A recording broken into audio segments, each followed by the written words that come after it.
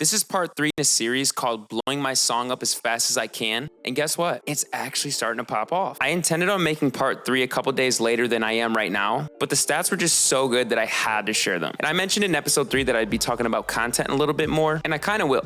Anyway, it is now December 18th, and the song dropped on December 2nd. As you can see here from my graph, it is definitely increased. Yesterday, I had 1,496 streams total, but that's on my catalog as a whole. Before that.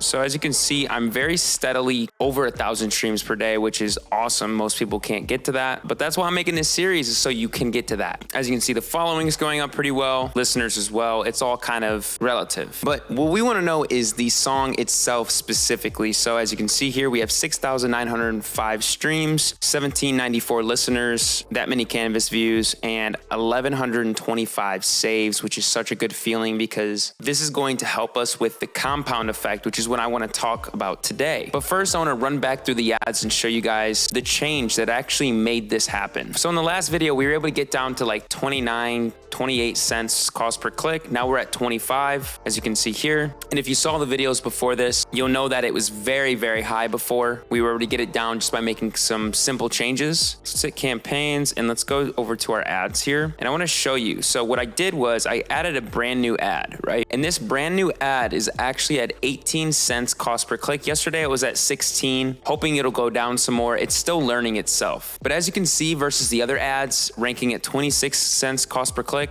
and then 33 cents. This new ad is doing phenomenal. And the only difference to this is I added a hook at the beginning of the ad, just like you would do with maybe like a TikTok. But in this video, I just state, hey, hold on, please, hear me out. Have you ever been homesick? Well, I made a song all about being homesick. And just that hook alone changed this by almost 10 cents. And when you're running an ad, you really got to think about how big of a difference that's making. 10 cents is huge once you start spending hundreds and hundreds of dollars. The crazy thing is that most of the money spent on this campaign as a whole was actually spent when the ad wasn't doing so well, and it spent $439. So the main point is, any content that you make in the world, add a hook. I never knew that it would work with an ad, but it does. And I mean dramatically. And once I start showing you guys the content that I'll be making for the song, I'll get a little bit more in depth on that stuff. But for now, I just wanted to show you a small example as to how impactful making just that hook, changing the content style, changes the ad cost completely. The compound effect is essentially how an artist is able to break through and finally start profiting from their music. And this is mainly when you're running ad campaigns and things like that. And this is the reason that I am going to take this entire year and spend $30+ a day on ads so that this will happen to me. But anyway, what happens is, as these songs get saved by more and more people,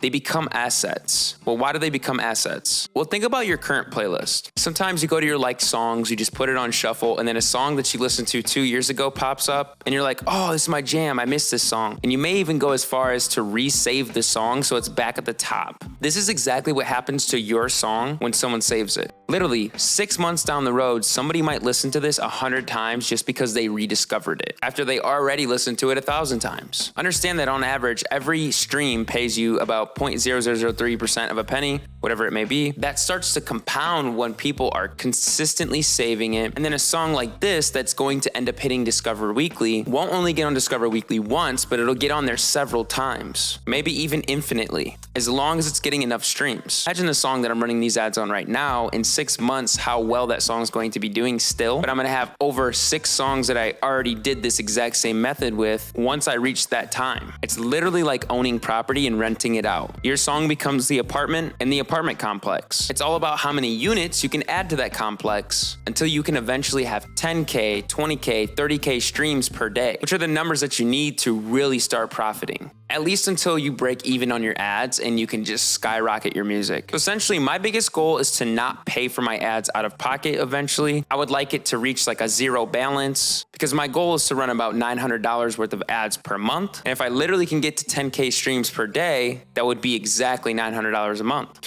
This series, of course, is not even close to over. We really want to pop this song off in a dramatic way, at least 100K streams or so. But I just wanted to quickly show you guys how well the song's doing. And I'll be back to you guys with part 4 very soon. We'll talk more about content on TikTok, YouTube Shorts, and things like that.